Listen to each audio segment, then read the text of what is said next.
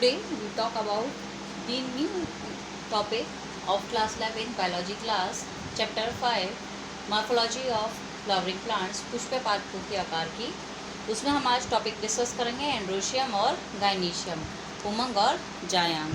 Calyx और Corolla हम पहले ही बता चुके हैं क्या होते हैं। कैलिक्स सबसे बाहरी भाग होता है, हरे रंग का होता है, पत्ती जैसा होता है, जो सपोर्टिव होता है सिर्फ पेटल्स के लिए, यानी कि बाह्य दल के लिए, दल के लिए, पंखुड़ियों के लिए।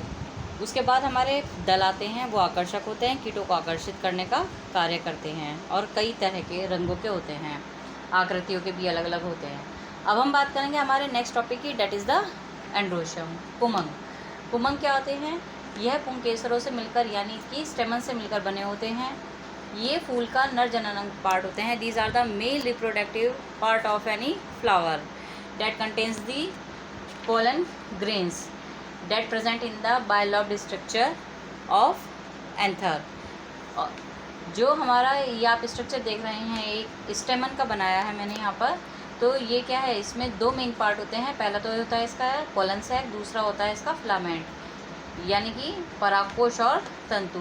और जो पोलन सैक है, it is a bilobed structure, जो mostly in all angiospermic plants the pollen sac में बी बायलॉब्ड।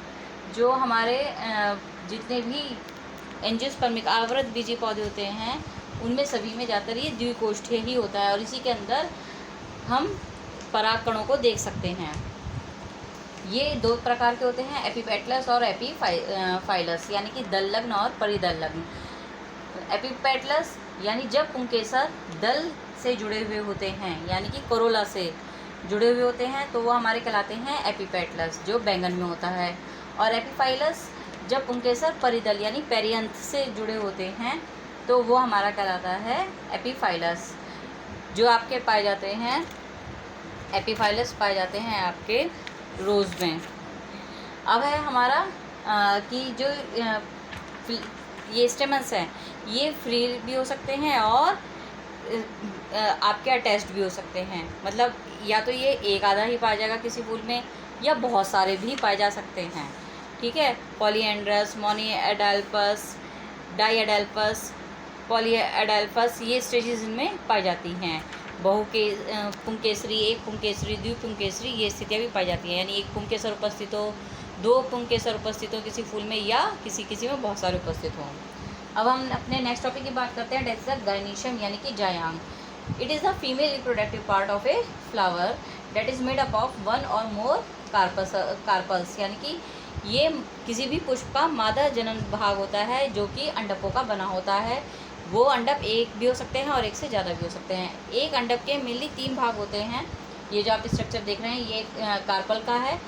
उसके तीन भाग हैं, पहला है stigma, then style, then ovary. Stigma सबसे यानी ऊपरी भाग होता है, जिसे हम वर्तिकाक कहते हैं, जिस पर आकर पोलन ग्रेन्स अटैच हो जाते हैं। कौन सी क्रिया में? आपकी पॉलिनेशन की क्रिया में, यानी कि परागण की क्रिया में। स्टाइल दैट इज़ द वर्तिका, वो एक ट्यूब-लाइक स्ट्रक्चर होता है, जिसके थ्रू जो आपके पोलन ग्रेन है वो मूव करते हैं into the style from stigma to the ovary. और लास्ट पार्ट होता है आपका ओवरी, जिसे हम अंडाशय कहते हैं, जिसके अंदर ओव्यूल्स पाए जाते हैं, आपके अंड का निर्माण होता है। और each ovary contain one or more than one ovules. किसी भी अंडाशय में या तो एक अंड होगा या एक से ज़्यादा बीजांड हो सकते हैं। बीजांड भी कहते हैं, अंड भी कहते हैं इसको। Which attach to a cushion like structure that is called placenta.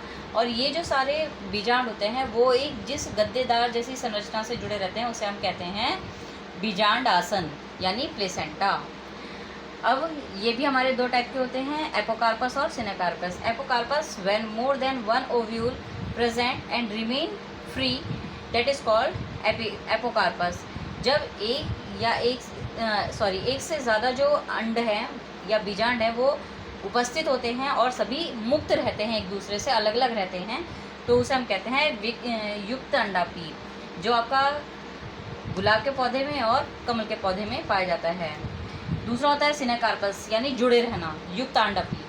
जब ओव्यूल यानी जो बीजांड हैं वो आपस में एक दूसरे से जुड़े रहते हैं, are fused together, then it is called syncarpous, जो आपके मटर में और टमाटो में पाया जाता है। आपने देखा भी होगा, टमाटर को अगर काटते हैं तो टमाटर के जो बीज हैं वो आपस में बहुत सारे जुड़े रहते हैं एक साथ, तो वो आपका सिनाकार्पस स्टेज है। आफ्टर फर्टिलाइजेशन, जब निषेचन हो जाता है, पॉलन ग्रेन आकर आपके बीजांड से मिल जाता है, तो हमारा जो ओव्यूल है वो किस में चेंज हो जाता है, सीड में, और जो ओवरी है वो किस में चेंज हो जाती है, फ्रूट में यानी फल में। ये तो चेंज हो जाएगा हमारा बीज में, और जो ओवरी है वो चेंज हो जाएगी हमारी फ्रूट में। ये भी आपकी इंपॉर्टेंट चीज़ है।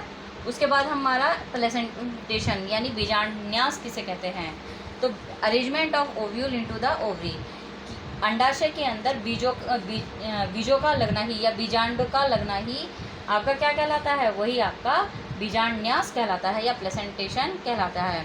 ये 5 प्रकार के होते हैं। पहला होता है मार्जिनल, जो मटर के पौधे में आपने देखा होगा कि मटर की फली में एक मेन पॉइंट पर ही जो बीज का जो मेन पॉइंट होता है उसी पर जो मटर के दाने हैं वो लगे होते हैं, तो डेट इज़ द मार्जिनल या सीमांत प्रेजेंटेशन।